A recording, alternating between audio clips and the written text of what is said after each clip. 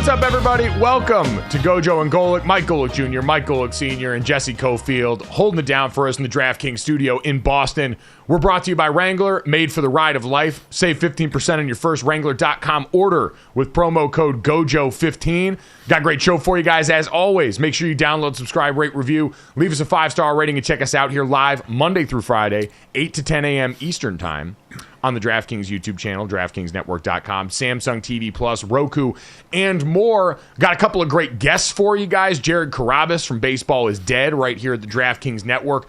Going to join us and hit some highlights coming off of the season, some of the managerial moves that we've seen early in Major League Baseball's offseason. And Jamey Chadwell, the head football coach at Liberty University, undefeated Flames right now, the former Coastal Carolina mullet-wearing head coach. Dad, very cleaned up now. It's a very new Jamey Chadwell. Yeah, it really is. You wonder if somebody got to him, maybe his wife, and said, let's clean up the act a little bit. Though it's worked for Mike Gundy for a number of years, no doubt about that. I have a question for both of you.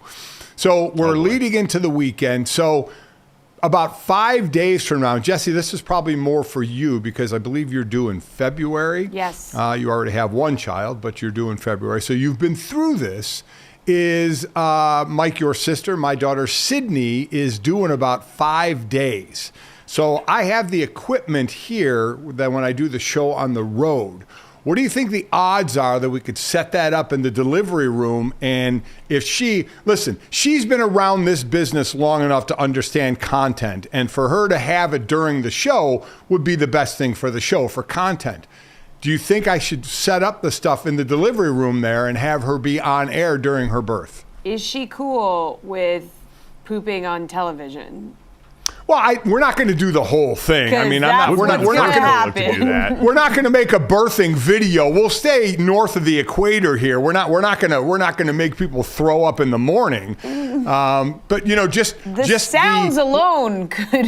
The beeping that would have to happen of her swearing. Yeah. It's a giant FCC violation. I'm pretty sure, and I know people just throw these letters out here all the time when they want to get away from something. This might actually be a HIPAA violation. That feels very HIPAA territory. Oh, yeah. What if she agreed to it? You know what if she agreed to it? So we've joked about this for a while on a number of different fronts, and I feel like anyone who's ever worked in sports talk has joked about give birth on air for the ratings. Would anyone want to see or listen to that? The people that have been through it, I'd imagine it's not an experience you enjoy reliving. And the people that haven't, your boy included, that's not something I've seen. What I've seen in movies is enough to make me want to pass out. I don't want to see that real life mic'd up version of pregnancy. So what I'll say too is I believe that you're allowed to have two people in the room with you. So obviously her husband's going to be in the room with her. And then that gives her the opportunity to have one more. So is she planning on having? The cameraman. That's what I'm saying. The guy with the boom mic. So, I just had my husband in the delivery room. I know some people have their. Is your wife planning on being in the delivery room with her? Is that? No, she is not. And I was the only one in the room for all three of the kids. Cool. I was about to judge. I was about to get judgy. That's why I checked. No. Because I think it's weird as hell. And you were going to be judged. Yeah, I think it's weird as hell when you're like, my husband and also my mommy. And you're like, yeah. Okay. We've seen that in other situations when we were a little like, ooh, wow, we don't really understand that whole thing.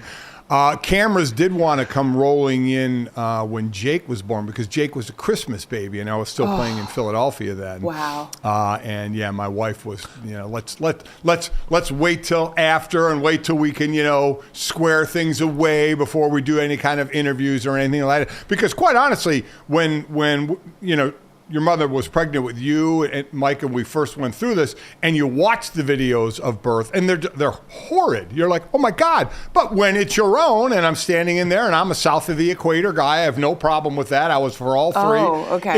It's a beautiful experience. I dug it, and I mean, I don't need it filmed. I don't need pictures. I don't need that. I'll remember it in my head, as most moms block it out after a while, I'm sure. One person, I believe Ben is the only one in there, but I just figured Sydney's been in this business as well. She's worked social media for the Browns, for the Bears, and she understands content. So I'm just wondering if she'll, play along. I'll say this. Jason Kelce's wife seems like one of the coolest people in the world. She's been on their podcast. She was in the Jason Kelce documentary on Prime. And in all of that, even as they covered her very high-profile pregnancy, where they're like, oh, maybe she'll give birth at the Super Bowl. Who's this going on? You know where the cameras didn't go? Anywhere near childbirth. They were with him all the way up to it. So as cool as you are and as down as you were for content, guess where the lines tend to get drawn? Right around that hospital door. Can't say I blame anybody involved. Speaking of labor pains, Al Michaels Thursday Night Football last night didn't have a good time. But at the very least, Dad, I felt good as we were sitting in the waning seconds of this game between the Bears and the Carolina Panthers. A revenge game every which way. You had DJ Moore, the subject of the trade on one side for the Chicago Bears, the former Carolina Panthers receiver, staring across at Bryce Young, the quarterback that was netted in the trade that involved him taken number 1 overall by the Carolina Panthers. As we got down into the waning moments of this game, Dad, where I have a lot of questions about the game management from Frank Reich and this Carolina Panthers staff, having to burn a timeout with the clock not running in the waning seconds, Bryce Young almost throwing an interception on 3rd down, and then electing with under 2 minutes left to go in the game to kick a 59-yard field goal instead of going for it on 4th down. Eddie Pinheiro, that thing fell woefully short, and at least saved Al Michaels from having to call overtime from that game. That was the only thing that gave me joy in that moment for a man that seemed like he was in hell yet again. Yeah, that 3rd down play that was almost intercepted, I was looking for a different play there to say, you know what, maybe this is 2-down territory to make it a more advantageous field goal, but it didn't happen. We've seen more, and I saw Kurt Warner tweet this, and now this play doesn't apply, but I'm with him. We've seen this more, and I don't know why. 3rd and shorts, you're throwing a deep ball. I don't get it.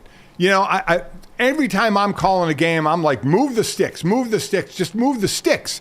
And it's 3rd and 1 or 2, and you see these teams airing a ball out down the sideline, going for that jump ball, and I just don't get it. Now, that being said, unless you're going to go for it immediately after on 4th down, in which case. Right.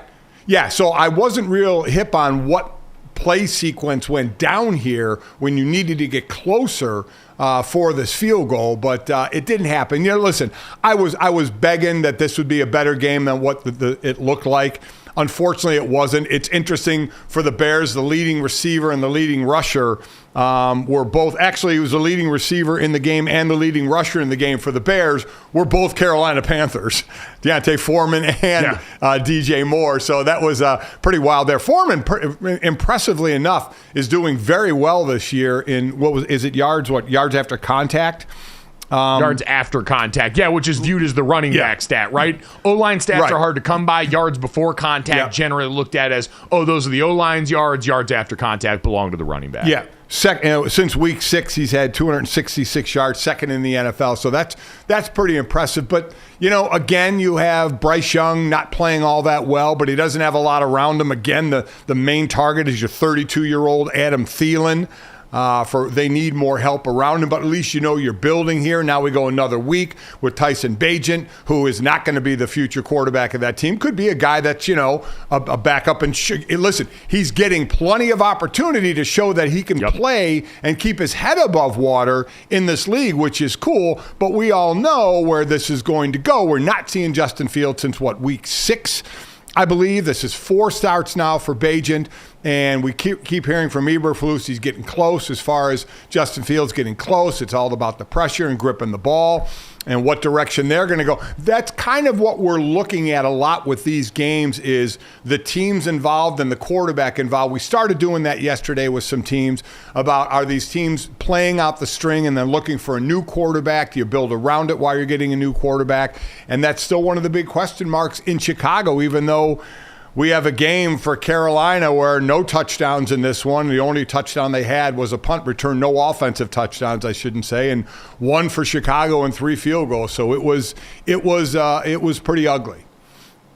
Which, by the way, Amir Smith-Marset, who had that touchdown, also former Chicago Bear. So the revenge game crossover continues to springboard. There was a lot of inside baseball in this game for NFL sickos who really were tapped in for this Thursday night here. By the way, before we get to, I think one of the biggest points coming off the game and the discussion about Bryce Young that's going to happen now, I think I do want to give credit to Al Michaels, we talked about before. Al Michaels, a man who went from open disgust for having to think about having to cover Taylor Swift in a primetime football game to now, in the middle of this game, where they decided this game's so bad, we've got access to Jason Kelce here for the week. He was on with the crew in the pregame and the postgame, and they just brought him up into the booth for an entire segment in the middle of an NFL football game. And in the midst of that, Al Michaels doing the Lord's work, prodding Jason Kelce, asking him for the whereabouts of his brother Travis during Kansas City's bye week as it relates to Taylor Swift's a broad leg of the Eras Tour, asking if he was in Argentina for the show last night, where, by the way, one of the surprise songs she played was Labyrinth that features in the chorus, "Ooh, I'm falling in love," over and over again, that I don't think is an accident. I think things are going very well in paradise right there. But that's all because Al Michaels went out there and did Big J journalism, Dad. I was so proud of him. Yeah, listen, he's a guy that's kind of been fighting this thing, and I've been kind of disappointed in the football world of people that have been like, oh, there's too much of this, blah, blah, blah. I'm like, please, give me a break. So maybe it was just the game. And let me quickly preface by saying, you win the game. As Deontay Foreman said after the game, it wasn't pretty, wasn't the prettiest thing in the world, but it's still, you put in a lot of hard work every week, and they got the W, which is all that matters. And oh, by the way, they get Carolina's first round pick, and so Carolina is now battling Arizona for the first pick in the draft. So it was really a win-win for Chicago last night. That being said, Jason Kelce, I mean, listen, we talk about Travis being the man because he's dating Taylor. Jason is the man, right? Sexiest man alive, up in the booth. Sexy man, he is, the documentary, obviously the podcast that he has, but he's just a great interview.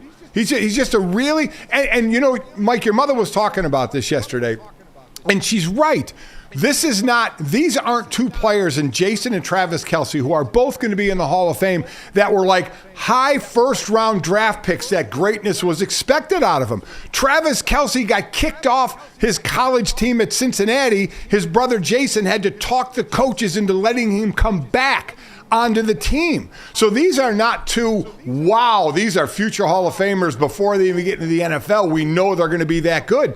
These are just two great stories of brothers and how they got to where they are right now. I think that makes it even more impressive than saying you're the number one pick of the draft. Not to take anything away from an Eli and a Peyton Manning, who the expectation was there from, who their dad was to through college to the NFL, and they're both going to obviously be brothers in the Hall of Fame as well someday. But these two came from a different path, and I think that makes the story even a little cooler.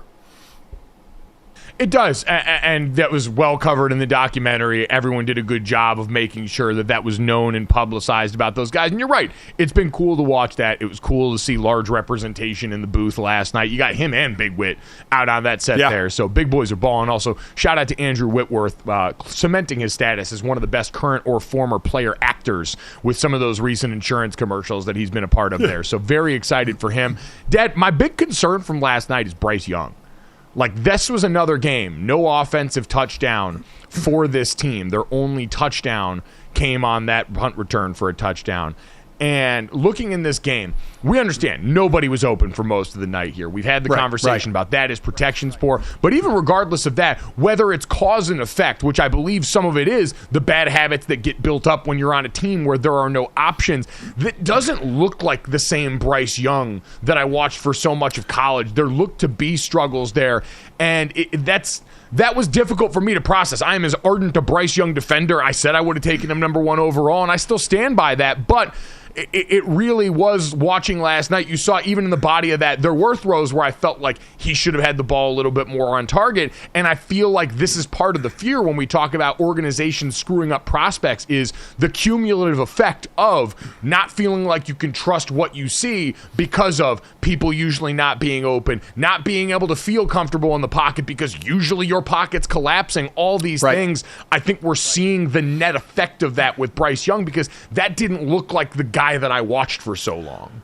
We're absolutely seeing the net effect of that, and this is in all honesty more closer to the norm of what you see with these high draft picks going to bad teams, because no doubt part of it, maybe a big part of it, is he doesn't have a lot around him, right? Now, not like the Bears went out and scored a ton of points, so it's not like you have to match score for score. But listen, I was a C.J. Stroud guy, but I was Bryce Young right there. I mean, I would have gone Stroud Young, so it's not like I said, oh my God, I wouldn't have taken Bryce Young. I definitely think he was right there at the top. 1, 2, I would have taken him 2. Either way, up there high. And what we're seeing here, I think, Mike, is a lack of confidence right now, because you see a lot of checkdowns. I mean, how many passes went sideways? You know, he's averaging about a little over 5 yards a throw. So now we can sit there and say, does he not have guys downfield that are open? Or because we've seen some of these top quarterbacks at the top places in college, the windows are pretty wide open in college, right? And then you get to the NFL and those windows start to tighten up. And is there just that little bit of hesitation where I'm not going to try it and fit in that window, and you do that for a split second, and you know damn well then, okay, I got to check down. Next thing you know, you're swinging it out to your outlet guy over by the sideline, or, you're throwing it out of bounds. He's getting rid of the ball a lot as well. So, I guess that's the part that's most surprising about Bryce to me is last year at Alabama, not like he had a whole trunk full of weapons there. It was basically him and Jahmyr Gibbs trying to save that offense on their own. And functional accuracy, where you put the ball and how it helps your receiver either get more open, get yards after catch, was one of Bryce's biggest selling points. I thought he was as accurate in that way, in the ways that help your receivers and put the ball into tight spaces, as any quarterback that we saw coming out of college. And so that's why it's surprising, Dad, because those were all things I expected to be a strength for him. I agree. I think right now his confidence is shaken a little bit. I don't think he lacks confidence in his abilities, but once you get out on the field into practical application, I think there's just that little bit of hesitation. Like I said, it's not like his guys are running free out there. It doesn't happen certainly as much in the NFL, but that's when you got to have a quarterback that's going to throw a dime, right? Even if your guy is, covered a bit, that you're going to put it in the spot it needs to be. And it just doesn't seem like he's there yet. And I remember Jalen Hurts talking about after he spent 1 year as a starter, it was that offseason. Now, the best way to improve is on the field by playing, but there's things that go with it. And Jalen talked about in that offseason when he could really study how going back and looking at film and looking at should have made a throw there, should have made a decision there, and seeing it, on tape over and over again in the offseason and knowing the things you work on. So that's something I think, and I think Bryce is an incredibly smart quarterback as well. I think the offseason doing that is going to really, really help him look at, okay, this is what I've done. I know I can do, and I wasn't doing it here. And I would expect a lot more next year because, we keep hearing getting to the podium. I also think in that regard too, Dad, going and getting more, like part of the Jalen Hurts development was also, hey, we got you Devontae Smith and A.J. Brown. Yes. Yes. Oh, I agree. How much easier life gets then, I agree. I guess I'm just saying he's going to put the blinders on him, especially in the offseason of like, should have made that throw, should have had this read. But you're right. I mean, Jalen took a big jump because I think he had, the offseason another year, but also because they got him a lot of really good weapons as well. And we'll see what you're behind the best offensive line in football. Yeah. You've got all those weapons. Like Carolina's got their work cut out for them right now, and they don't have that first round pick we mentioned. Right. Exactly right. With no first round pick. So, here comes free agency, and spending some money that way. They got to build around the guy. Yeah, as of last night, the current order for the top draft picks has the Chicago Bears pick from Carolina, number 1 overall, followed by Arizona, New York, New England, and Chicago then again at number 5. And Dad, I think that's the really interesting part of this now is you look at 1 and 2 there. Justin Fields was in celebrating with his teammates last night, getting after it. And right now, Mel Kiper's big board has Caleb Williams number 1, Marvin Harrison Jr. at number 2, and Drake May right at number 3. But we expect this to be a 1-2 quarterback draft. And both of those teams right now have quarterbacks currently on the roster expecting to be the guys themselves. Fascinating going into next year.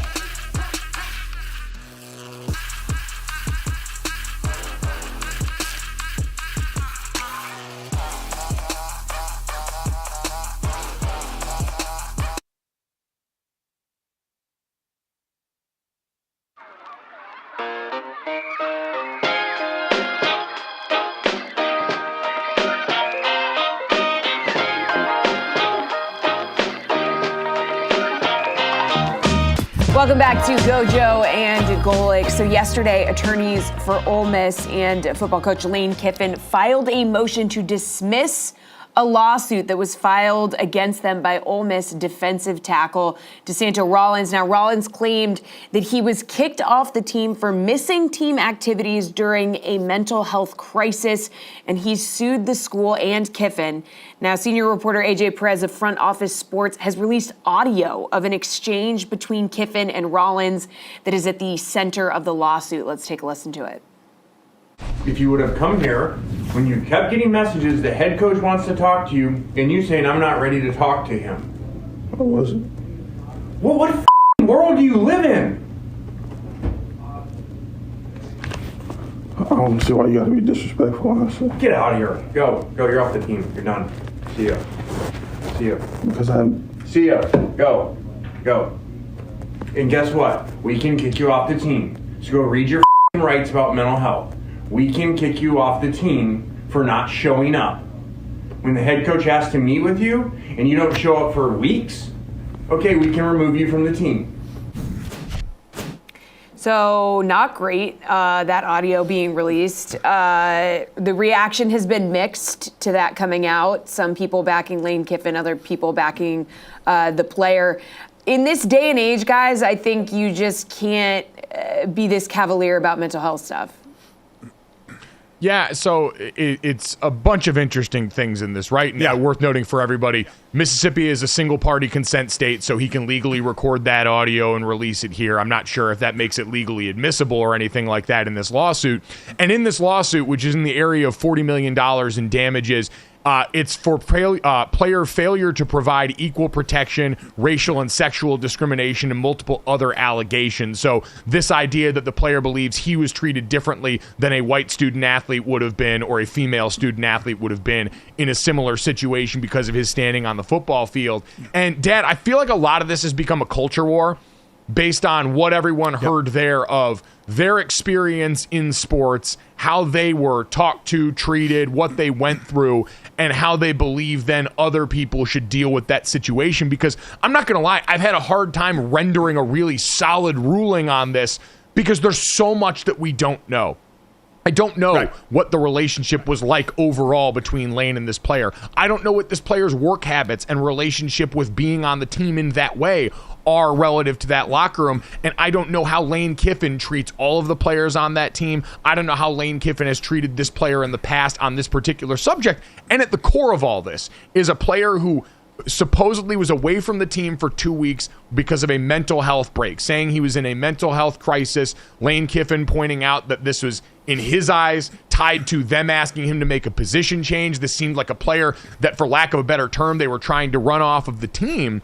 And so ultimately it boiled down to a lack of communication between the player and coach during that 2-week standpoint, where we don't know what the parameters were. We don't know what they set up in the beginning as far as what are the terms of this player's time away from the team. Was that discussed clearly? Because, Dad, I think we can both agree, in an ideal world, the way that this would go is if you've got a player who's in crisis like this, you would have them communicate that with somebody as a part of that staff there, and there would be some understanding of, hey, this is the parameters. This is how long this player is going to be away. This is how we're going to monitor them during this, and then they would proceed accordingly. And it seems like somewhere in there was a lack of communication between one or both sides that's now led to this coming out publicly.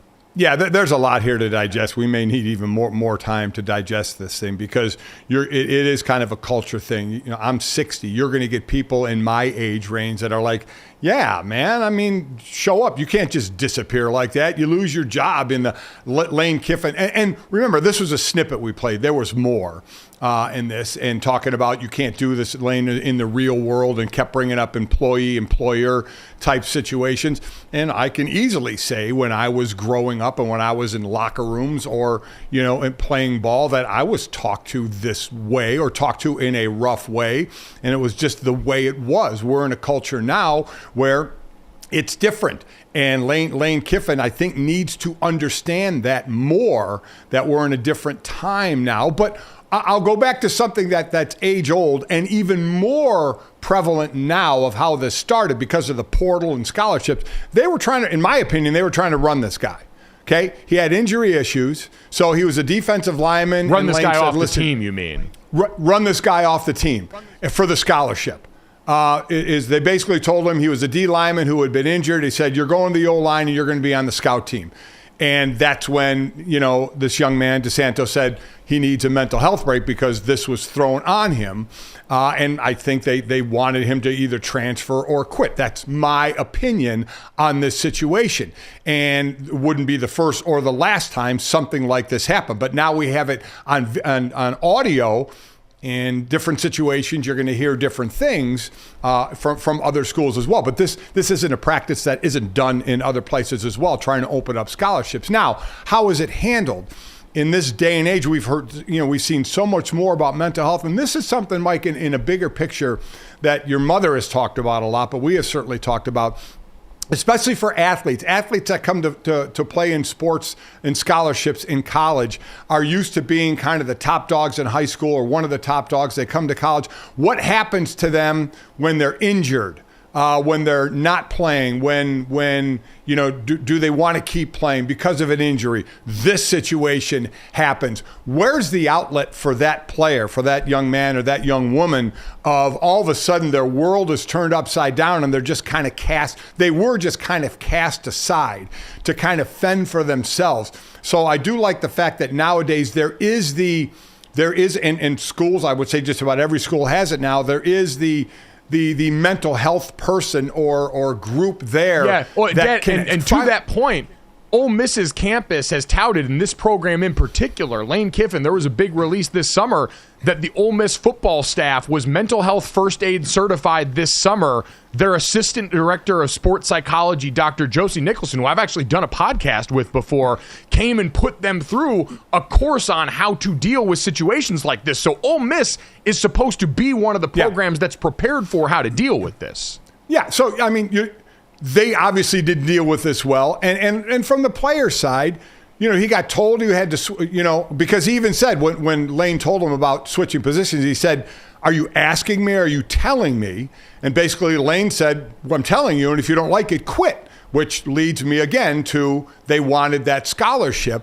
So, and as I've discussed, this happens at other places as well with coaches behind the scenes, you know, and this being in February and March. So both sides of it, Mike, as I said, the age of my, you know, that I am in my culture group, and some are probably saying, yeah, okay, this kid isn't getting hurt. He isn't playing a lot. He got asked to switch positions.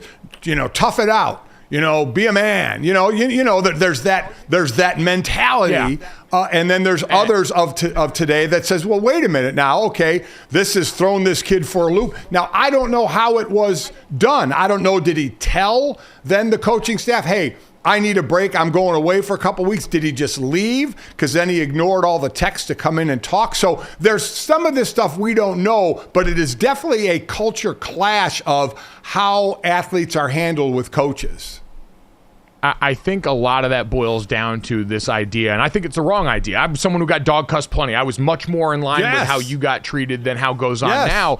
And even still, I look at it and say, just because relationship with work, and we'll refer to it like that because this is how Lane referred to it, was one way for a long time, does not make that the right way to go about this and does not make it the right relationship with this, even if we all turned out fine and believe that there are merits to all of this. But, Dad, I guess what this boils down for me is right now it feels like we're getting one painted version of events where it's a player who skipped out on his team for 2 weeks and didn't communicate with his boss, and this chorus of people saying, well, that's not right, you wouldn't be able to get away with that anywhere, to which my reply is, I struggle to give any coach, and this is not just a Lane Kiffin thing, but any coach the benefit of the doubt on their painting of events here, just because of everything we know about the power dynamic in college football and how these things tend to go. The backdrop of this that you mentioned, of players being run off teams and scholarships, and especially in this day and age, urging guys to transfer, which it seems like was a part of this, is I struggle to look at the timeline that's being presented right now. It seems like by and large, it's been that one timeline of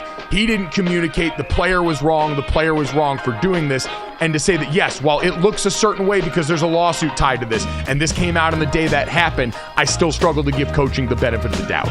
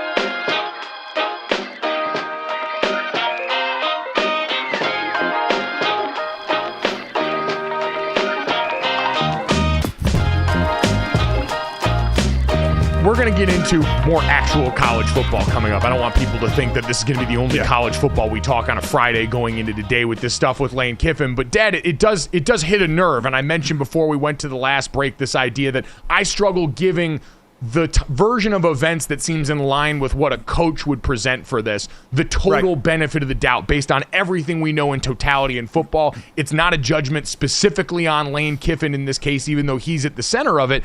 And again, I can understand there's a lawsuit for tens of millions of dollars. There was a motion to dismiss yesterday. Then the audio comes out that seems like a clear call in response to this. And so I can understand how people would look at the player's perspective and maybe call into question certain things about that. But I always admit my biases. I'm a former player covering it now. I always try and advocate the best I can for players in the midst of this. And so there's a lot that we don't know about this, but at the same time, that's kind of how I frame it the other way and saying, I'm not going to go all the way in and just immediately say the player's wrong because we all view the work and employee relationship one specific way that's in the middle of a monumental change right now. If there is an area where it is serious control over everything, it's big-time college football coach, right?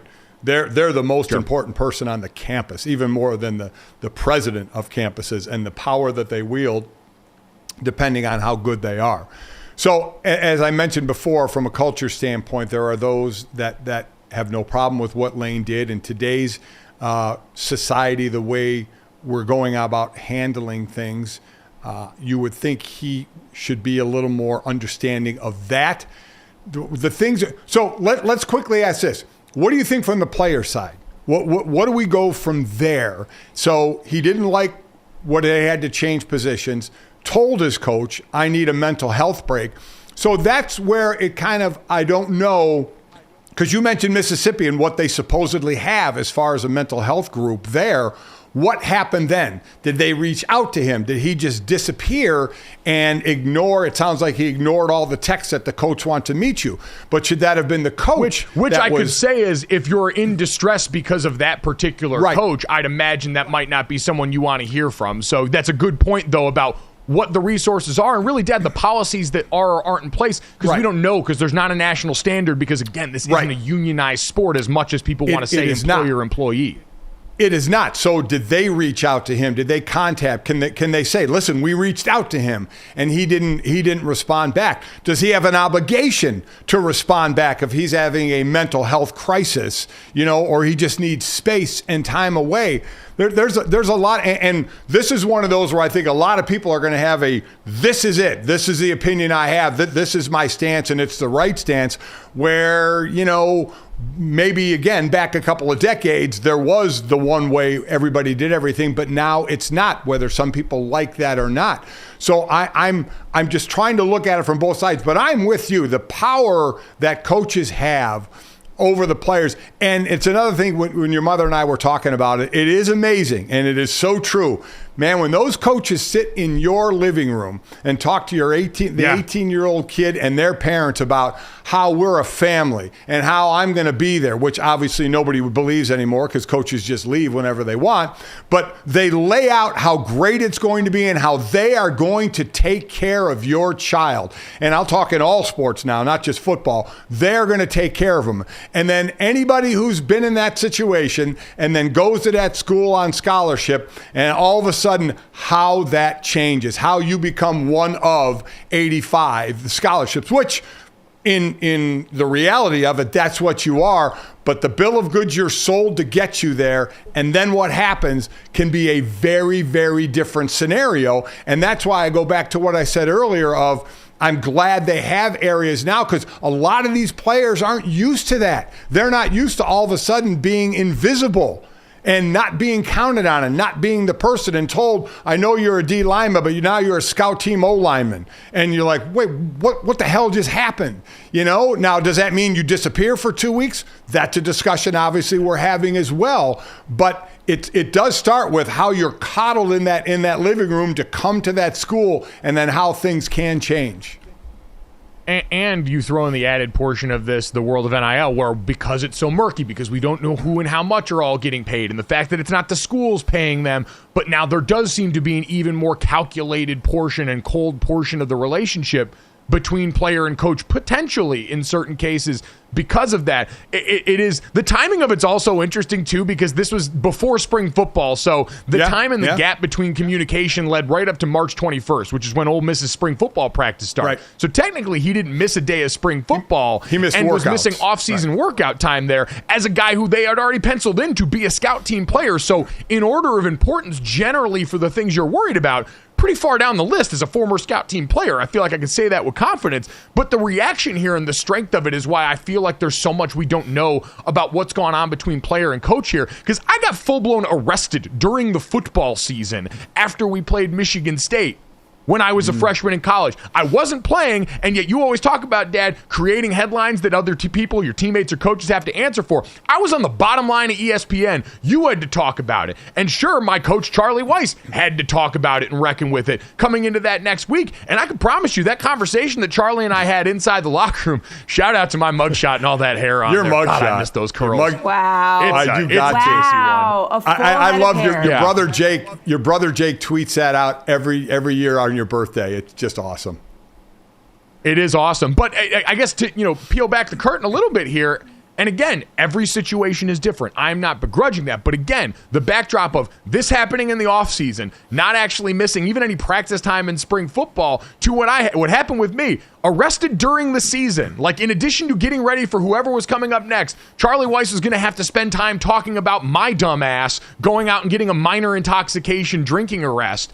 And even that, the conversation behind closed doors was exactly what you talked about, Dad. It was like a father talking to their son. That was how I felt with Coach Weiss in that moment. Now, he might have cussed me out a little bit in the team meeting in front of everybody because you got to make a point. You got to set the standard. I get all that stuff. But that conversation like this behind closed doors was one where I felt like, all right, this guy's got my back a little bit in this situation, and that meant a lot in that moment. And again, that was during the season. So the context of all of this is just so fascinating to me for all those reasons. And to me, the context, and I'll continue to say, it's my opinion, given of what I've seen, is they wanted this scholarship.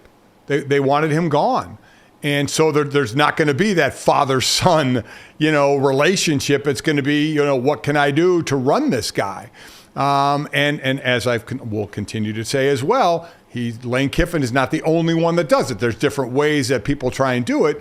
But this is what happened here. So I don't know where this goes. I don't know, the lawsuit, where it's going to go. The lawyers for Lane and the school said that this young man hasn't given any proof that this has happened. Same thing happened to a white player or a female, and they were treated differently. They said there's been no evidence provided on that at all. The lawsuit's obviously going to be a separate thing.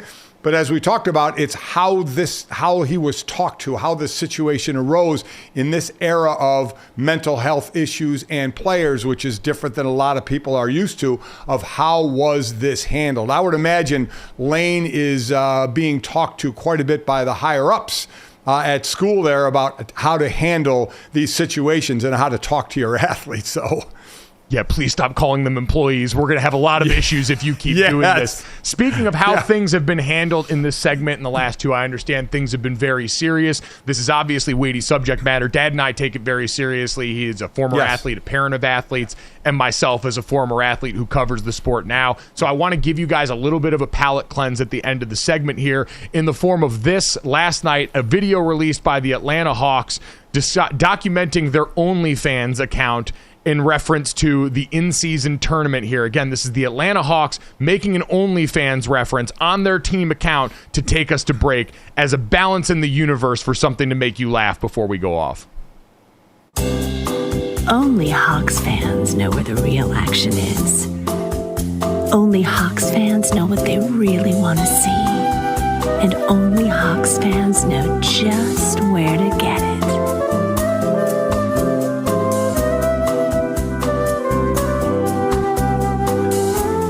The all-new NBA in-season tournament.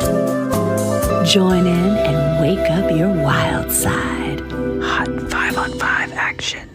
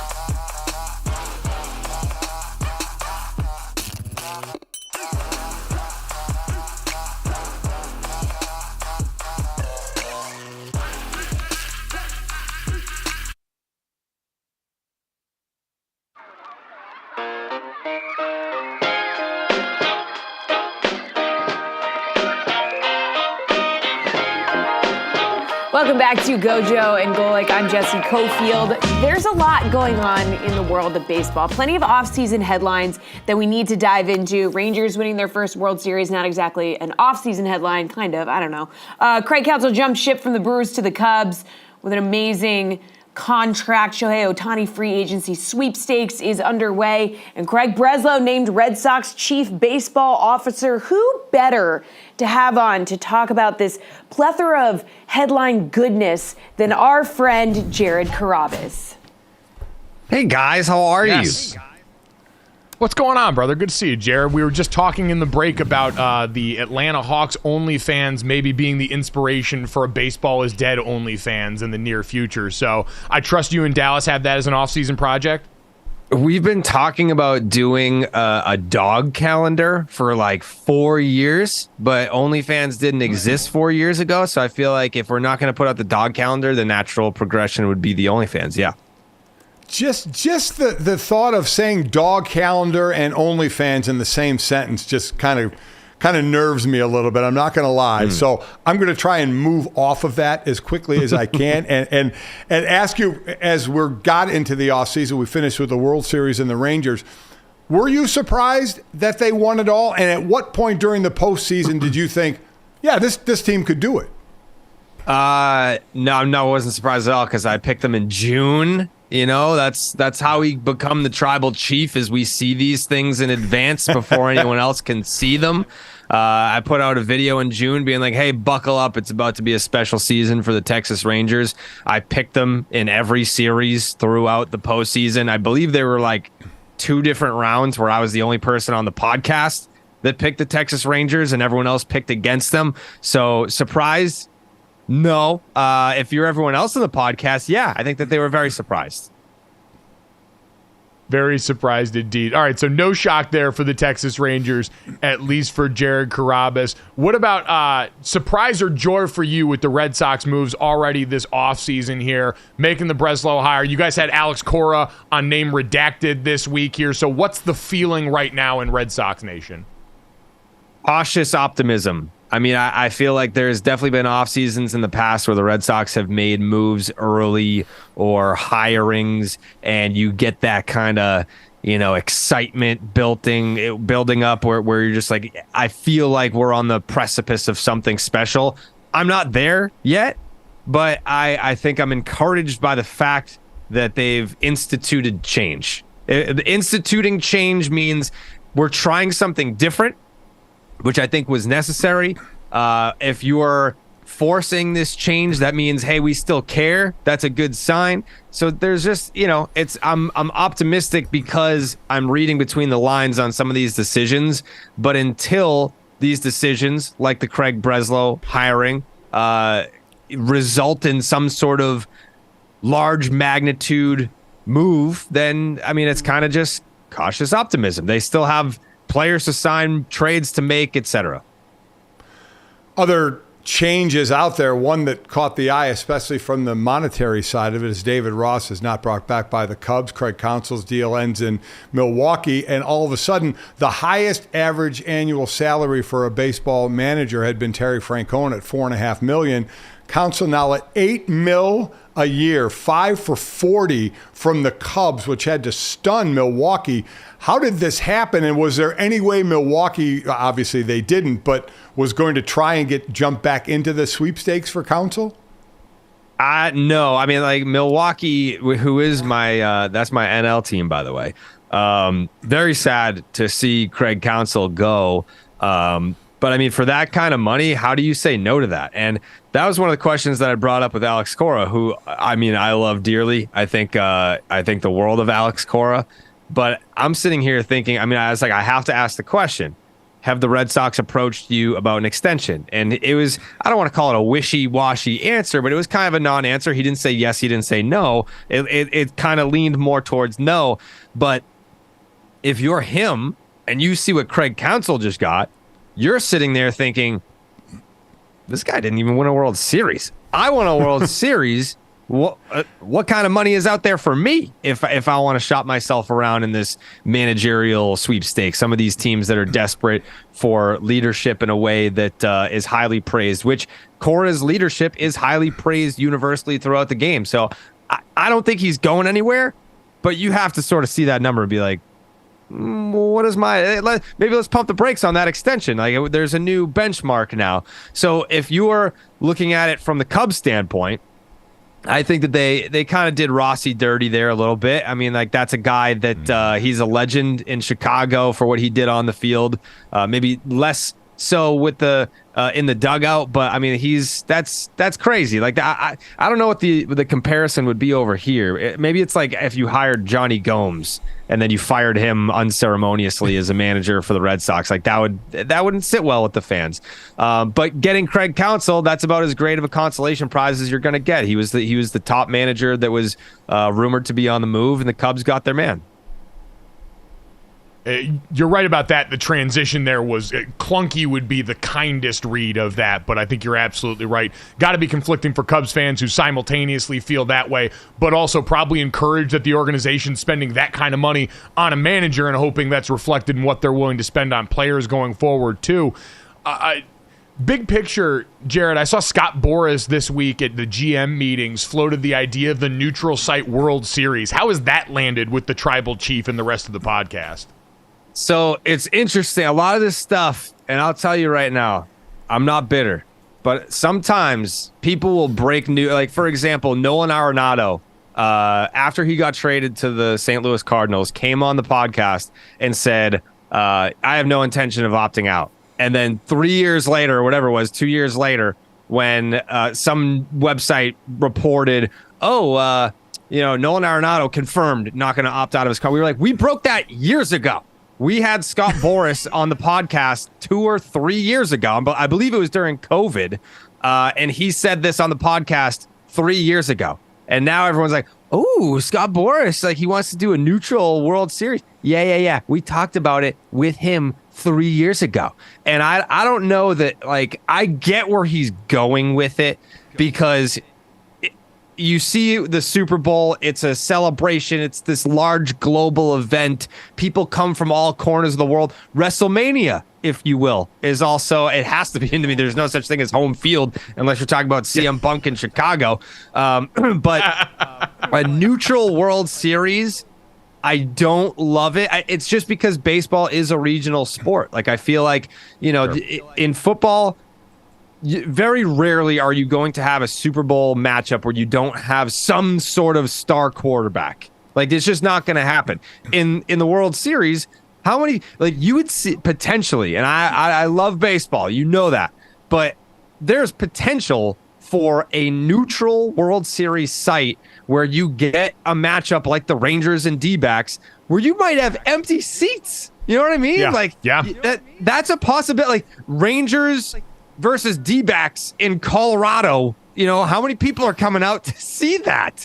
So I get what he's trying to do. He's trying to make it more of a, like, let's make baseball into the NFL. Like, what is the NFL doing right that we could do ourselves?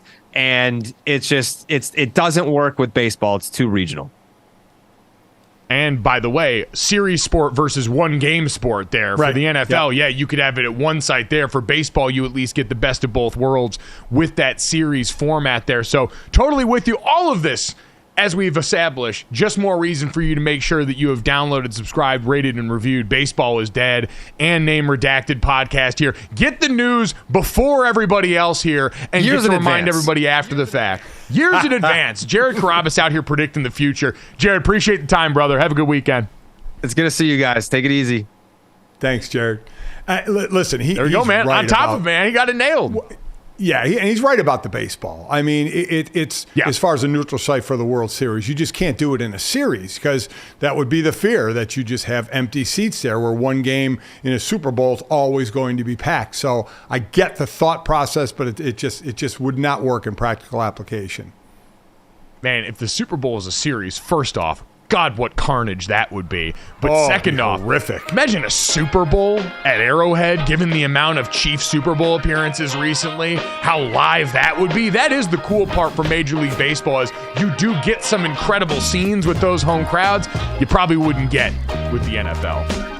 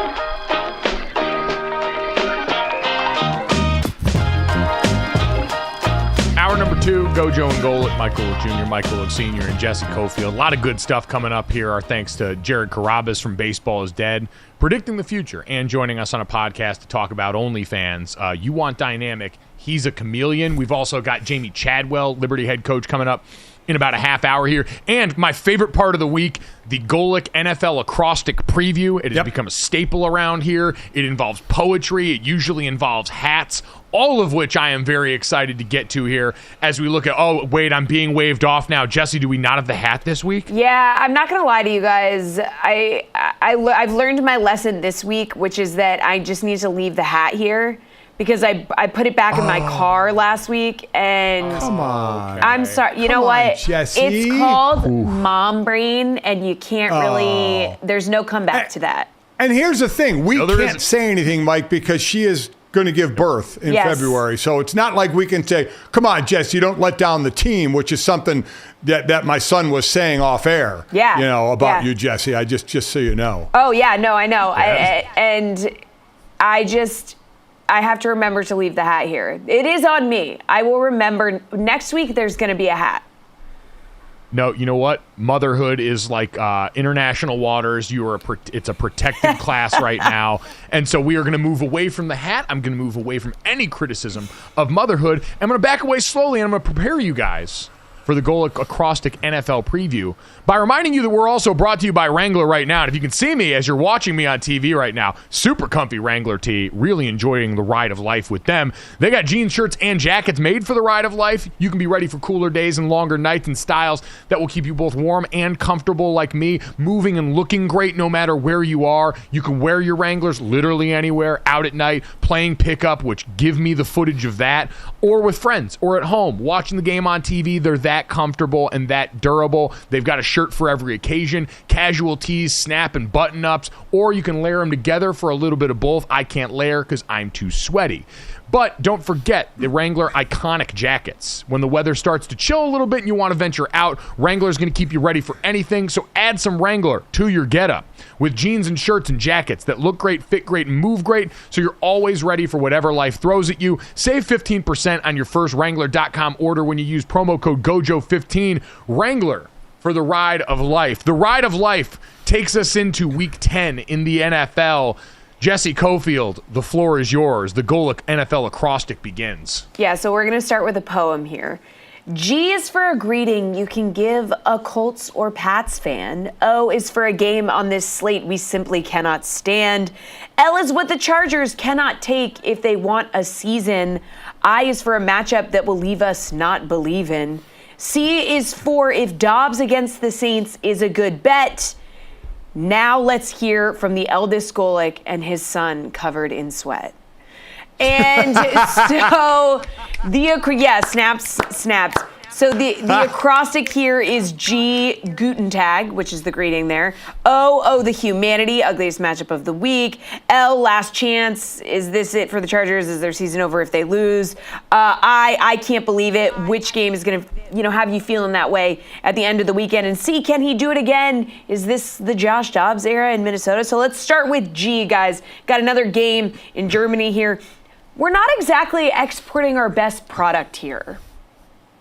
Yeah. A week removed from Chiefs-Dolphins as the game in Germany. This is a real come down off the high for the German fans who, by all accounts, really love them some NFL football. And Dad, now at this point, what they're getting is exported anxiety from New England, where we're talking yesterday about a Ben Volen Boston Globe article where people are speculating about if Bill Belichick might be fired abroad, which again, you and I both believe is absolutely not going to happen. The question does become, though, Dad, can they win this game and stave off even the notion of that going up out here against the Indianapolis Colts? Oh, I mean, they definitely can win this game, for sure. I mean, these are two teams where, in all honesty, we talk about inconsistency. Now, the Colts are in the NFC South, which is always one of those divisions, kind of like, I don't think as bad as the NFC South being the AFC South. But they're already, 3 back of Jacksonville. And now Jacksonville has San Francisco hosting San Francisco, but they're 3 back, and wild card's going to be tough coming out of that division. So what I do is start to look at these teams is going forward to the future.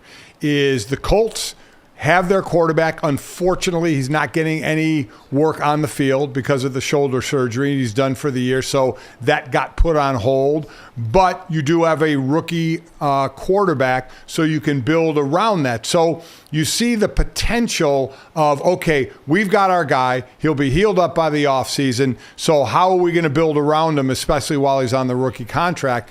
And then you have the Patriots, where no shot Bill Belichick loses his job if they lose this game. But let's look at after the season. Will Bill still be in New England if they, in fact, stay as bad as they are, where right now they would have the number 4 pick in the draft? And then what would that be? Are they done with Mac Jones? Do they grab a quarterback? And then Bill, as being around as long as he had, is that something he wants to do? Start over with another rookie quarterback and restart the clock with a young guy who you know is going to make mistakes. So this is what I start. There's the game I get, and Germany is going to love it. It's a football game. They're going to dig it. But I really, at this point of the season, for teams like this, start to look at what the thought process is going forward through the rest of the season. That was a masterclass in not answering the question that I asked you of, do you think the Patriots can win this game? Yes, they can win the game. Will they win the game? No, they won't win the game. The Colts are going to win the game.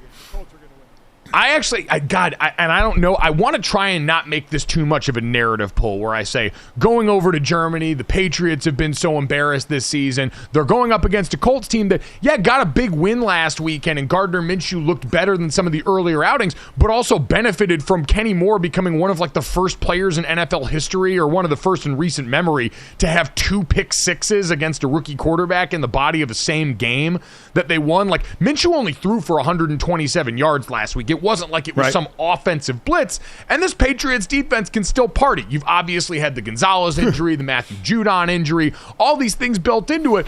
But if I'm going to make a football argument, Dad, because the Patriots are 2-point dogs in this game, they're getting 2 in Germany. Can't say they're like home dogs here because it's Germany.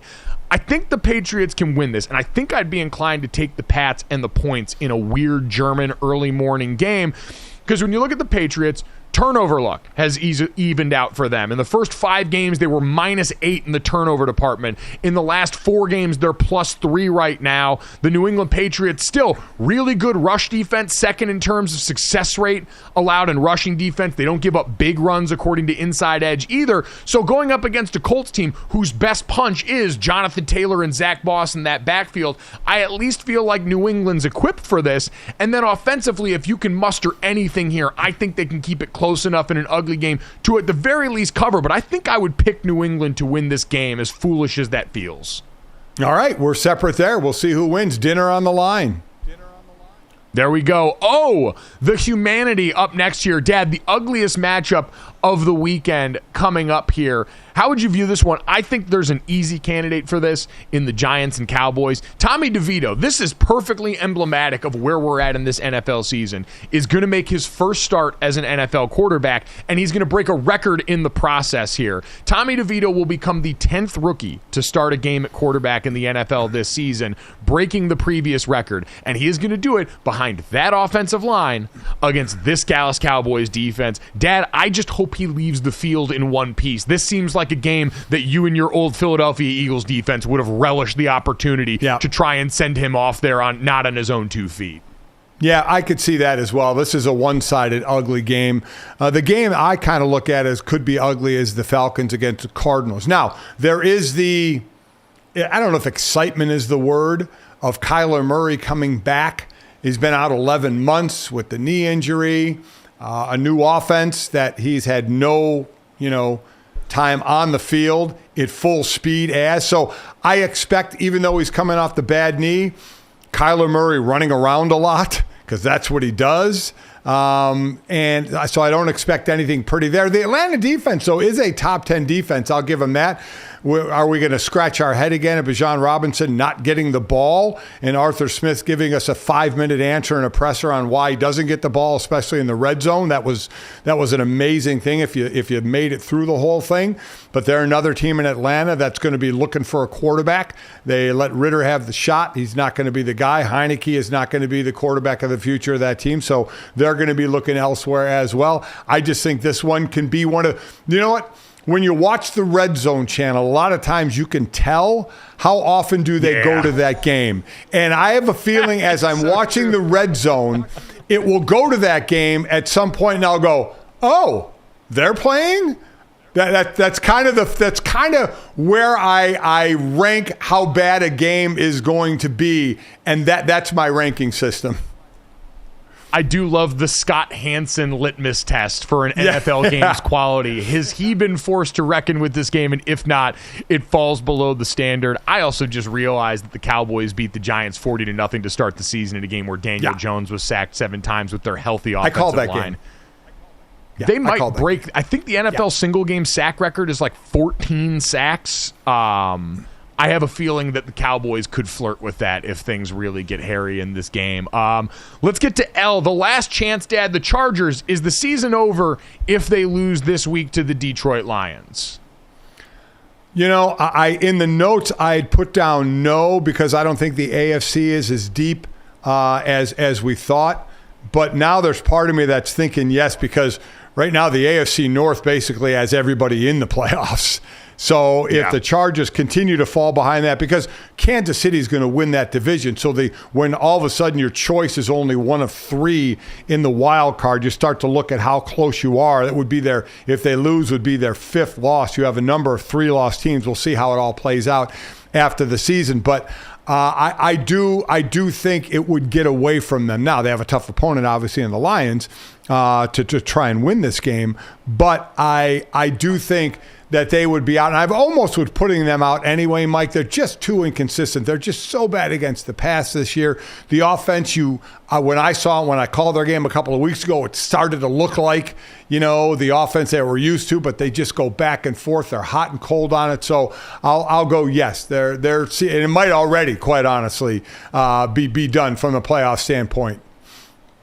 Yeah, I still think this is always going to be more about Brandon Staley's job. They'd have a reprieve coming up next week, but then after that, you'd be facing the Baltimore Ravens. So the road does not get easier in 2 of the next 3 weeks for this team, and I'd agree. It's just a hard team to wrap your arms around, and I will agree that the season would be over. And I think they're going to lose to the Detroit Lions right now, who are part of our just outside looking in the NFL playoff committee rankings that we did yesterday. Dad, I want to get to the game that we will be saying, I can't believe what I just saw from this weekend. And to me, this is centered on the 3 actual good games. The primetime slate for this weekend, starting with last night, is just slop all aboard. And that ends with the game that you're going to call this weekend on Sunday Night Football. But, Dad, do you think that in the games of quality opponents, we got a couple of interesting underdogs. Houston, 6.5-point underdogs against the Cincinnati Bengals, or Cleveland, 6-point underdogs against the Baltimore Ravens. Do either of those teams have a chance to make us say, oh my God, I can't believe we just saw them pull the upset in this game? I'm going to say Cleveland-Baltimore. That's a game I'm looking at because, Mike, man, this is my game. You have the number 1 and number 2 defense in the NFL.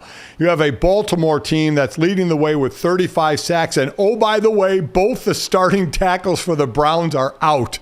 I mean, that is going to be interesting on how they deal with that, with protection, with 5, with chipping, with doubling, with sliding, and how that's going to work. And then, the Cleveland defense, they are just incredible. So this is my game, Mike. As a former defensive player, I cannot wait to watch the athletic ability on both these defenses, and especially how Cleveland defense handles Lamar, who's been having an incredible year under Todd Monken, which we all were waiting to see what was going to happen. And boy, it's working pretty damn well for them. So this is the matchup to me because of these defenses I cannot wait to see. Yeah, I picked in a couple of different places Cleveland plus the points in this game for that reason. The AFC North of it all, it was a blowout when they met early in the season, but that was the game Deshaun Watson, who, listen, still hasn't been a great value add for them, but having Dorian Thompson-Robinson make his first NFL start in a game against this Mike McDonald defense doesn't seem like a good time. And, Dad, you mentioned it's going to be such a fun styles-make-fight matchup in that regard because for the Cleveland Browns, it starts with Myles Garrett up front, who you can chip and do things to, but they've moved him around. They've found ways to do that. For the Ravens, and shout out to Mina Kimes, Dan Orlovsky, the NFL Live crew yesterday, did a great long-form roundtable discussion on simulated pressures that we've seen all around the league right now, but especially in Baltimore. This idea of having guys creeping around the line of scrimmage, looking like it's going to be an all-out blitz, and then only rushing 4 guys up front to try and create a numbers advantage against protection. This Baltimore Ravens defense that leads the NFL in sacks and has so many guys that have been involved to the party, that's a lot more difficult to allocate chip help to get tight end help to, even max protecting, because it's designed to sort of bait and switch you. And so watching those 2 defenses on the same field, certainly how Deshaun Watson and this banged up Cleveland Browns offense process a lot of that, because that group is playing at an all-time high speed right now. So you look at, and I think it's Cleveland with 51, Baltimore with like 49 or 48 tackles for loss. So these 2 teams make plays on the other side of the ball. And that defense you're talking about, I remember doing games with Bill Curry and Dave Barnett in college when we would see defenses do that. Some would be in a stance, others would be up on a line at a 2-point stance, everybody kind of moving around, and you don't know where they're going to end up. Bill Curry had the greatest line. He said, we call it the minnow bucket defense. You think about when you're fishing and you have your minnow bucket and you have to get a minnow out of there to use as bait, and you stick the net in there, your hand, and all the minnows just scatter. And that's what this defense is. You got guys up all on the line, and when the ball snapped, everybody scatters in a different position to confuse the protection in the offensive line.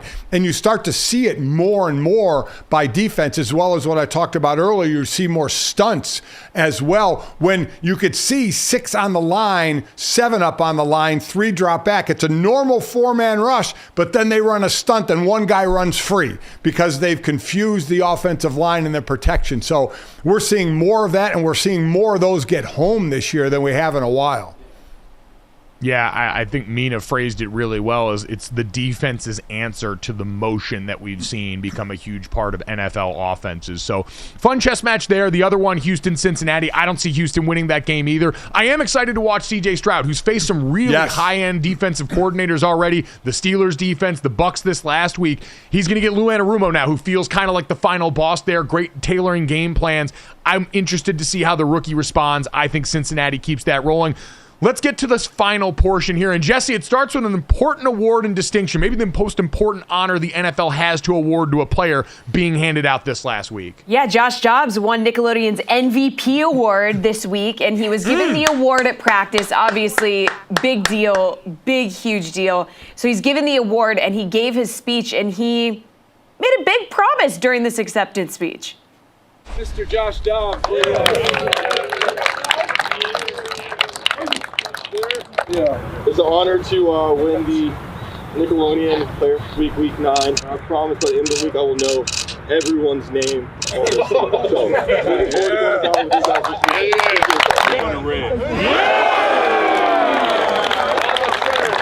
Here we go. Team on three. 1, 2, 3. All right, so can he do it? Like, is he going to know everyone's name? But also, is this the Josh Dobbs era in Minnesota? Are we seeing this happen? Yeah, Dad, how do we couch this one? They're 3-point dogs on the road against hosting the New Orleans Saints this weekend here. Can he pull it off again here now that he's been settled for a week and now that the Saints have a little better idea of what they're walking into? Yeah, and that NFC South kind of gets lost because we saw a below 500 team make the playoffs last year. They're kind of the forgotten division. But New Orleans, I expected more out of New Orleans offensively, not going to lie. But defensively, they're a top 10 defense overall. They're a top 10 defense against the pass as well. So I think it's going to be a little bit tougher on Josh Dobbs. It was an incredible story. Again, remember, we saw Baker Mayfield do this when he went to the Rams on a Thursday and led a game-winning drive that Sunday. It all kind of comes back down to earth at some point, and this is a pretty good defense, especially against the pass, he's going to go against. So I have a feeling it may come down to earth a little bit here.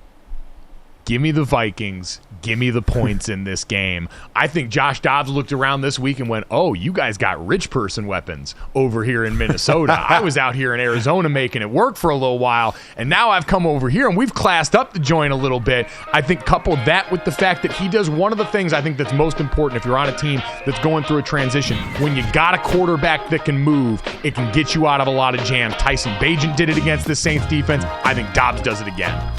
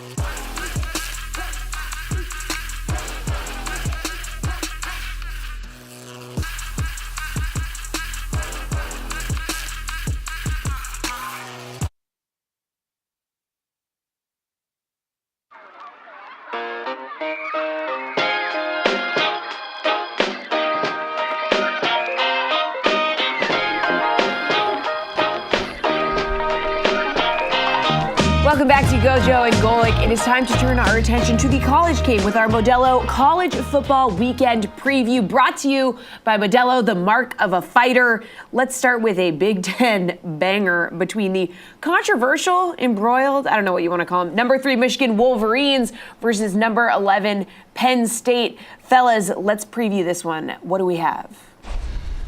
Maybe embattled. That might be the yes. word. Embattled. Maybe that covers it. I'm not 100% sure. Either way, Dad, Michigan finally getting their test. In the middle of all of this Connor the Stallions related vacuum involving controversy, walks into Happy Valley as a 4.5-point favorite in a noon kick, which is always interesting to consider there. I'm fascinated by this, Dad, because we saw this matchup happen last year. And much like we saw last year, Penn State played Ohio State really close in 2022. They got their doors blown off by a Michigan team that was a dominant rushing team last year with Blake Corum and Donovan Edwards in that backfield. This year, Penn State went out with their very athletic defensive front that looks like they're going to get Chop Robinson back this weekend and played Ohio State in a really close game and now gets Michigan at home. And, Dad, it's a very different Michigan team walking in here. They're a middle-of-the-pack rushing team this year. I heard their running backs coach Mike Hart talking about how it's because they're facing so many heavy boxes. Teams are loading up to stop them. And so it's given way to a Michigan team that so far has been more defined by their passing attack, now walking into Happy Valley. I'm still picking Michigan in this game. I think they win. I think they cover.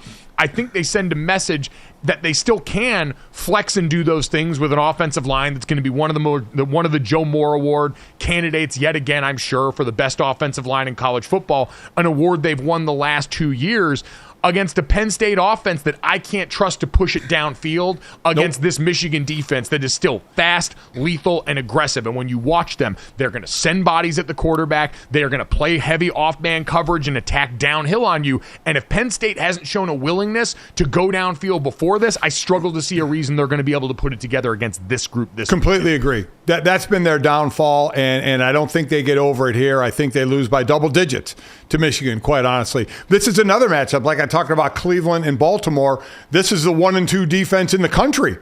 Number 1, number 2, Michigan and Penn State in the country. Penn State hold opponents to 60 yards on the ground to go along with the thought of Blake Corum. Is he going to be able to get off on this game? But I agree with Mike Hart, their coach. They've been getting heavy boxes. I'd be saying, passing game beat me. But here's the thing.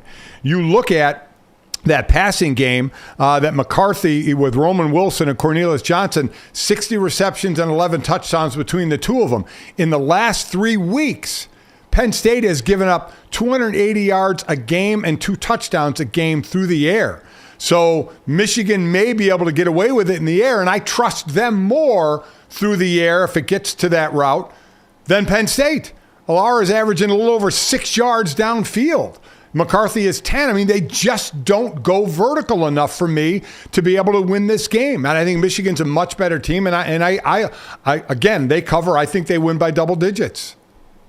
Yeah, and I understand this is their first real test, but I think the core of this roster still has so many veterans that have prepared for and been in high-level football games before. That's not a thing that's foreign to them right now. They've got the added prodding all week, I'm sure, from Jim Harbaugh and the staff of this is what they think of you. They think you need everybody's signals. They think you haven't played anybody, and that little bit of extra piss and vinegar in their Cheerios is going to be very interesting as I mix metaphors. So, by the way, Penn State has used wristbands before, and the plan is for them to use wristbands in this game, which is exactly what they should do. Luckily, Stallions isn't there. He try and rip one of the wristbands off the wrist to try and steal it that way, I guess. How about this, though? Now, some of it because he just hasn't played a lot because of blowouts. J.J. McCarthy has thrown just 9 fourth-quarter passes. 9. And 5 were against Purdue. 5 of them were last week. Yeah. And now again, he doesn't play sometimes a lot in the fourth quarter because of blowouts, but still, that is absolutely amazing. This is just a really, really good football team.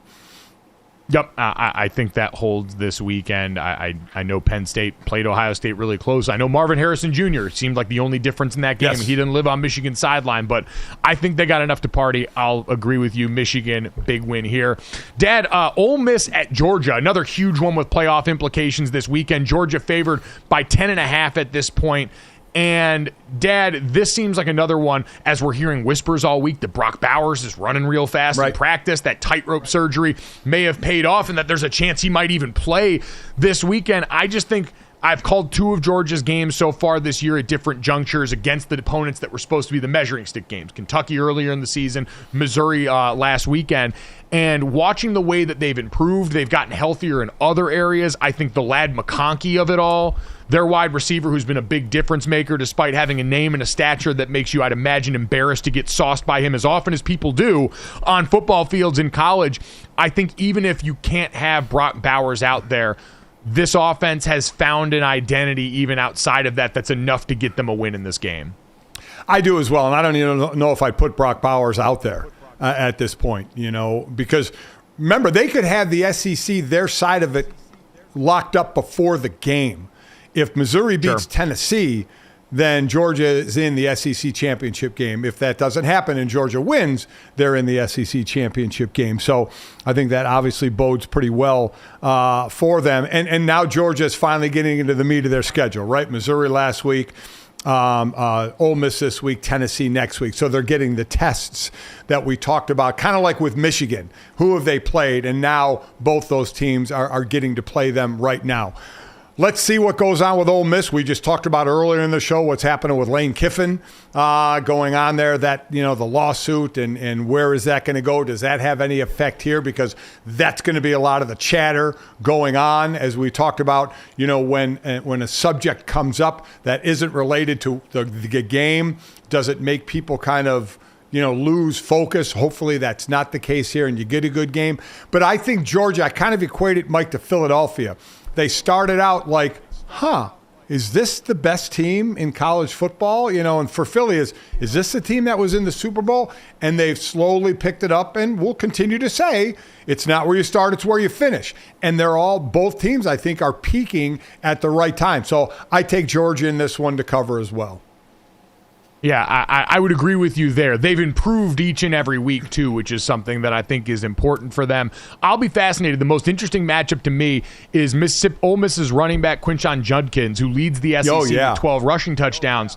Missouri was able to run on Georgia last week. Nazir Stackhouse, their defensive tackle, and that group made a great play intercepting the football. I'll be interested to see. They're more built to stop this exact style of Ole Miss offense, but that rushing attack in particular, a place where Kirby Smart and company have always prided themselves. Dad, let's finish up in the Pac-12. Utah at Washington this weekend. Washington favored by 9.5 and still firmly in the college football playoff hunt, trying to show people that, hey, Oregon's now down to 8, as a favorite Washington is. But, Dad, trying to keep pace really with Oregon in the conversation around the college football playoff. So many of us, myself included, have positioned the Ducks as the best team in the Pac-12 right now. Do you think Washington can stave off a Kyle Whittingham-led Utah team that suffered some embarrassment against the Ducks a couple weeks ago? Yeah, I tell you what, Mike, Washington's been giving up some points, right? I mean, they just had – we know they can score points, but they've been giving up points. And when you're playing Utah, you're playing a tough defense. Now, Utah, in my opinion, cannot keep up with Washington. Yeah. So you got to bank a lot on the Utah defense in this one, slowing down Michael Penix in that offense. And I don't know if that can happen because they're, putting up 52, putting up 42. Now, the Arizona State game was out there a little bit. A 15-7 game was pretty surprising. But other than that, Washington's been scoring a lot of points. So this one, to me, falls directly on the Utah defense because the expectation isn't for the Utah offense to do a ton in this game, but the expectation when you play Utah is always a tough defense that can hold an offense and keep us in the game. That's where this game lies. I'll go with Washington, though, and I'll give the points as well.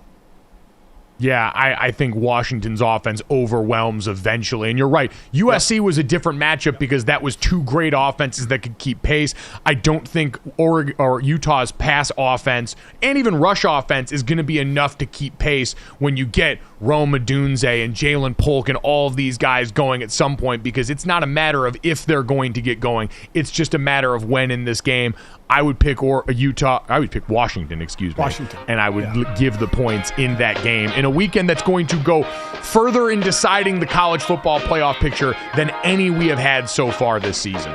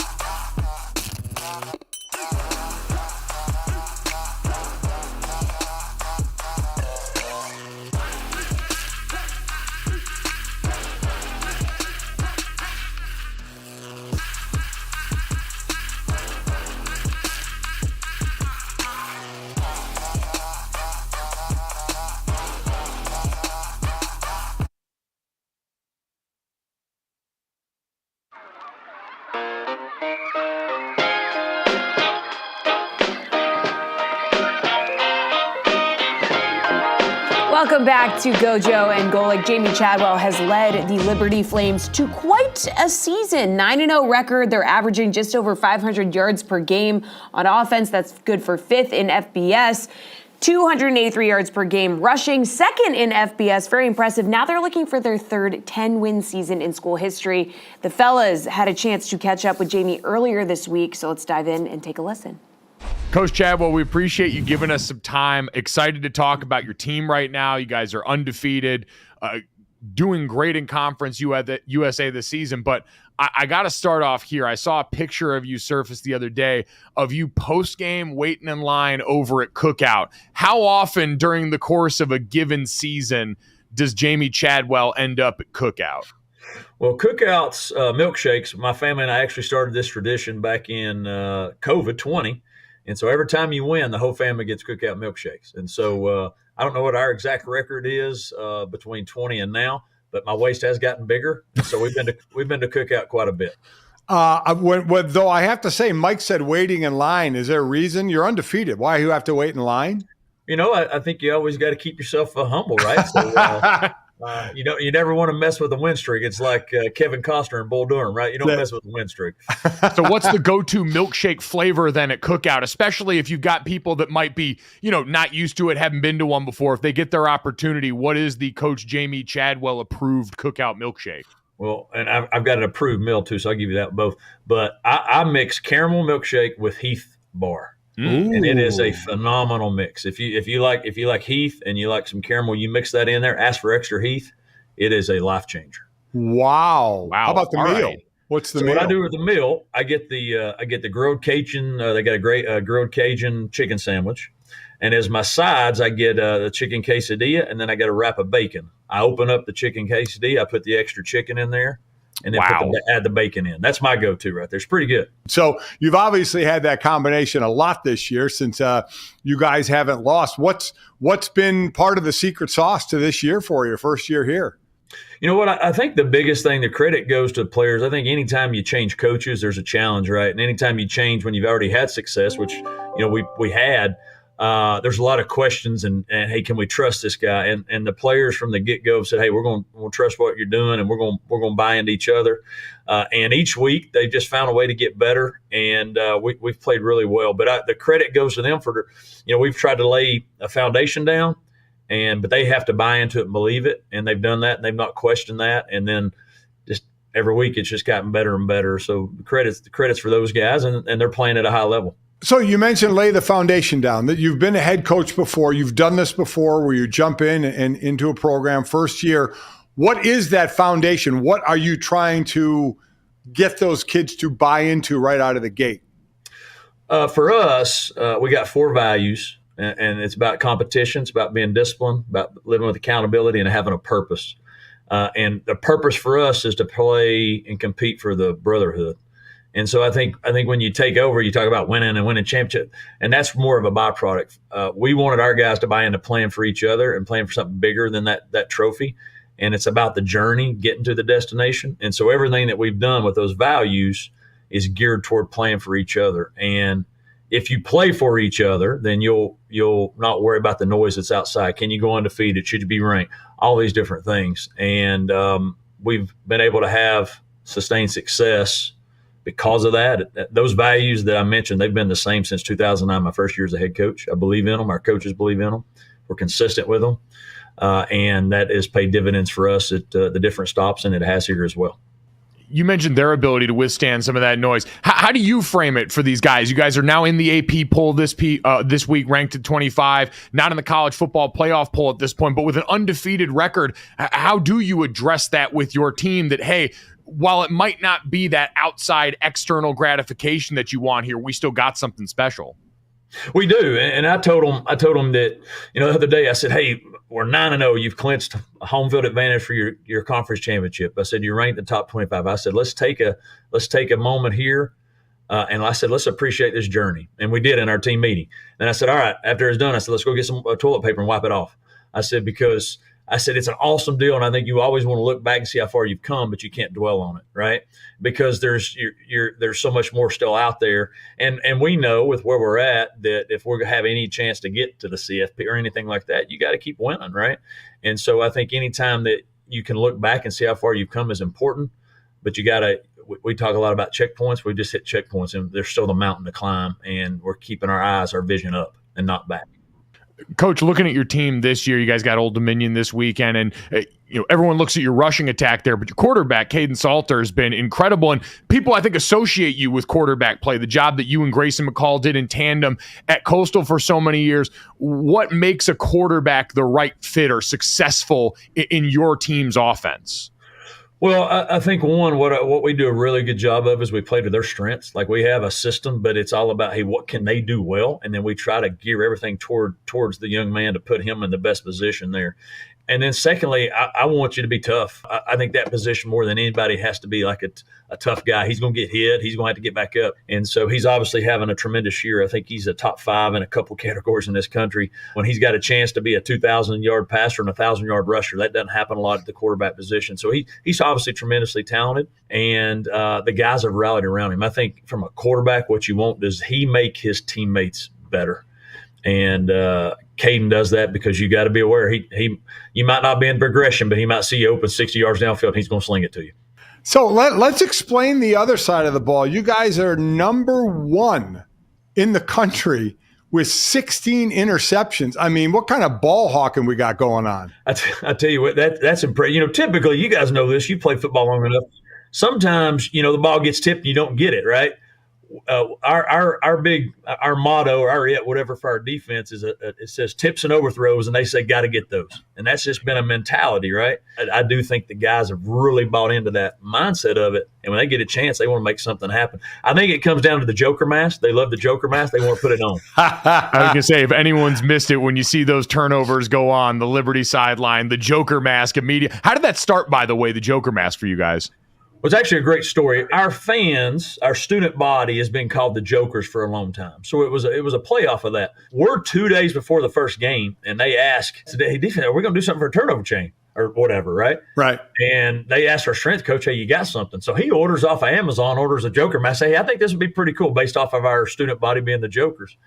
And after that first game, we had 3 turnovers, whatever it was, and it went viral. I actually think it's got its own X or Twitter account. That's how crazy it is. It's incredible to see the life that those sort of things take on, especially the turnover, the post turnover chain world. Coach, I saw the other day, speaking of X, you had a great tweet about the Michigan sign stealing stuff with a couple of Michigan fans in the stands at one of your guys' games. On the serious side, what has your reaction been to this overall, as the general public's been talking about something that we know inside locker rooms, inside coaching circles, everyone's aware is happening in some form? Yeah, I mean, it's everybody knows people are trying to steal your signals, right? If you're not trying to steal them, you're not trying to, win and compete. Obviously, with the accusations here, that's a little farther than most people have went, right? You sending somebody with cameras and all those things, and whatever is true in there. I mean, that is more so that takes away in our, in my opinion, maybe what you're trying to be fair and equitable, right? We all know sometimes that doesn't work out, but from that standpoint, I do think there's some overboard with that. I think what it's going to do, though, I think it's going to force college football. I think now we're going to use the technology. We're not like the NFL where everybody's the same as far as the 32 teams. We have, if in every division, there's over 300 something teams, and for everybody to be able to use that's not possible. But I think what this has done is it's forced us, college football, to say, hey, you're going to some form of technology.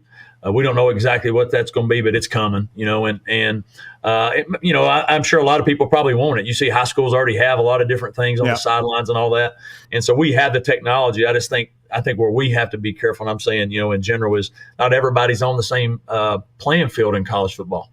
And so there is going to be, if somebody has and somebody don't, there is going to be some challenges with that. I think that's what we have to work out. I don't think the people stealing signs, I don't know if anybody's sore over that. That's life. I think it's more so, man, if they're going to this length to do it, then that you're taking it too far. And then I had a coach always say abuse leads to restriction, right? So there's complete how it's going to change the game a little bit. And your team's handling business this season. As you said, you're controlling exactly what you guys can control. We appreciate your time, Coach. Best of luck this weekend and through the rest of the season. Hopefully we'll get to talk to you again down the road, maybe get to cook out with you one of these days. Hey, that would be awesome.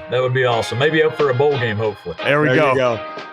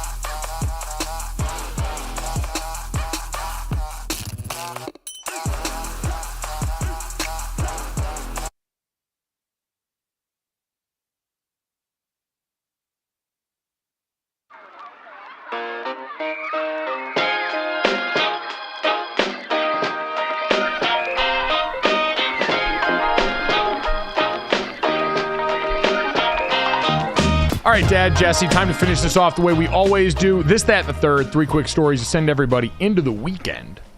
Make sure, as always, you download, subscribe, rate, review. Leave us a 5-star rating and check us out live here Monday through Friday, 8 to 10 a.m. Eastern. But if you got to miss for whatever reason, you can catch any and all of this, and that includes our great guest. Shout out to Baseball is Dead's very own Jared Carrabis, who joined us today for some MLB headlines. Jamey Chadwell, the Liberty head football coach that you just heard.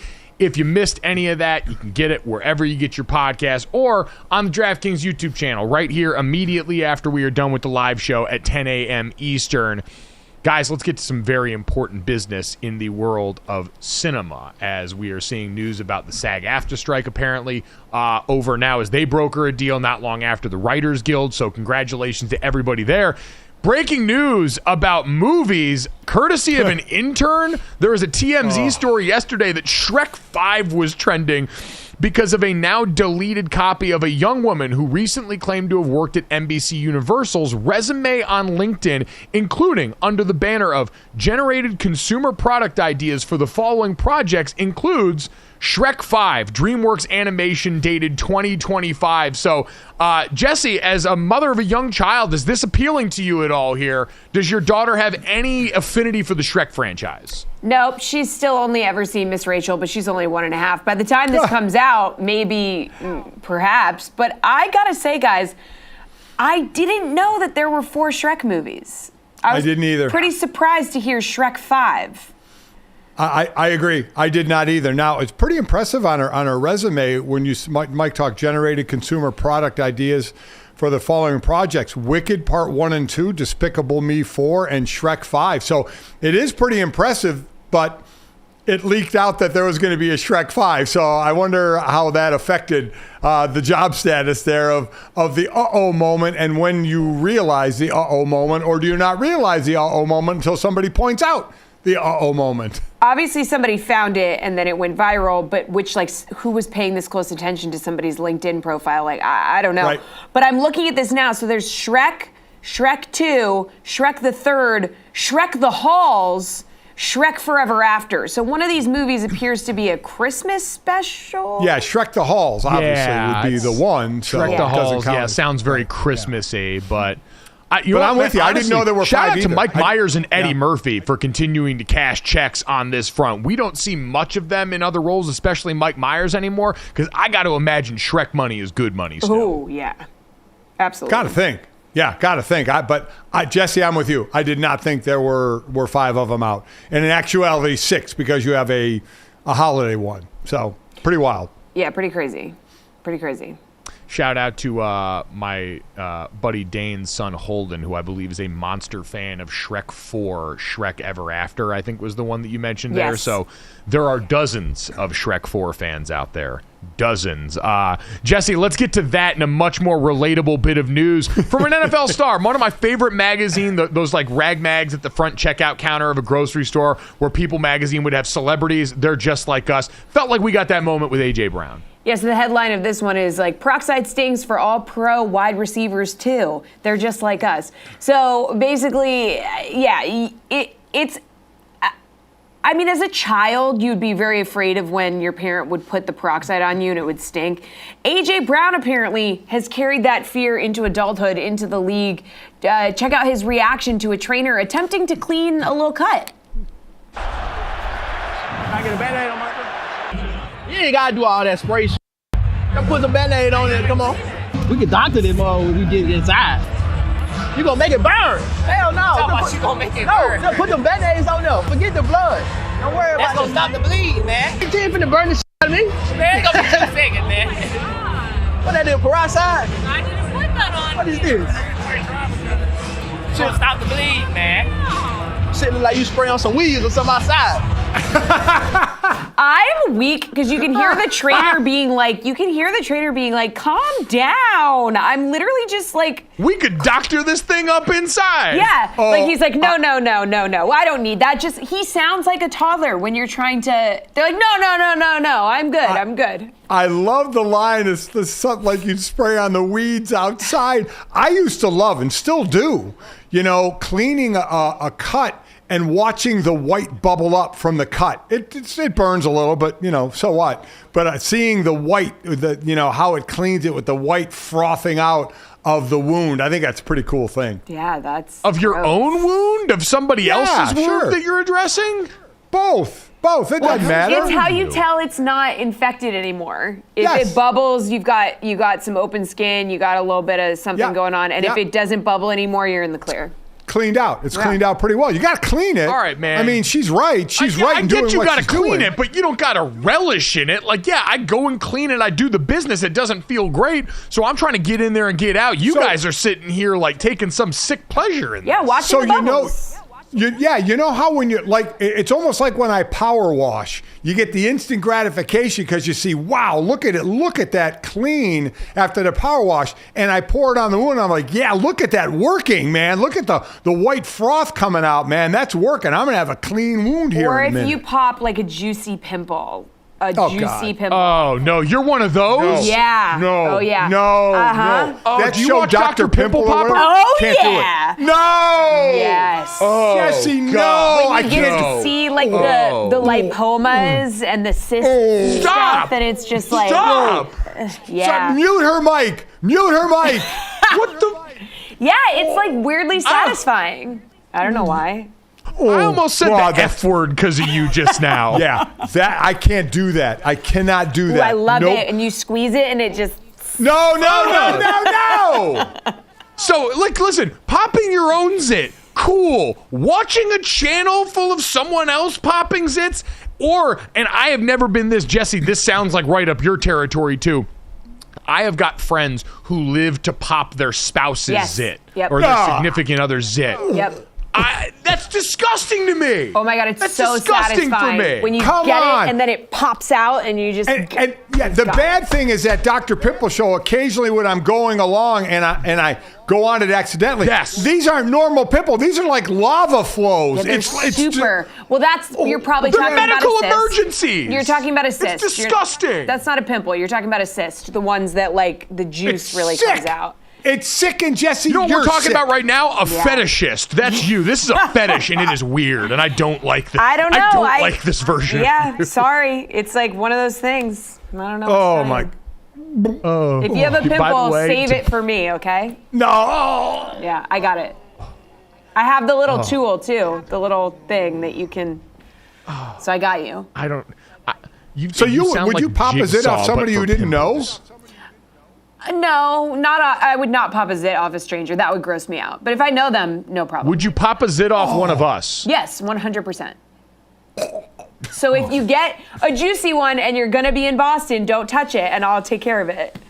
Okay? Jesse, can you please get us to the third so we can stop talking about this and I can stop retching? Okay, Irish soccer fans can make anything fun. I bet they would be enthused about pimple popping. But they can make anything fun, including women shopping for underwear, which doesn't really shock me that a man could make that fun. But take a look.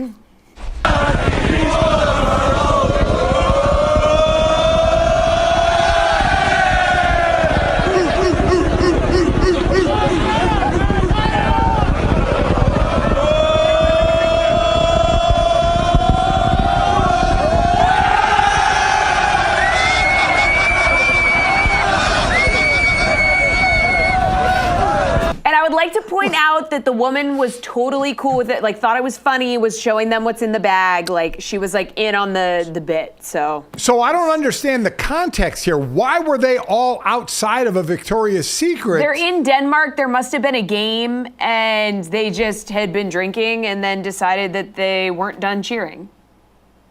Wow. I'm not gonna lie.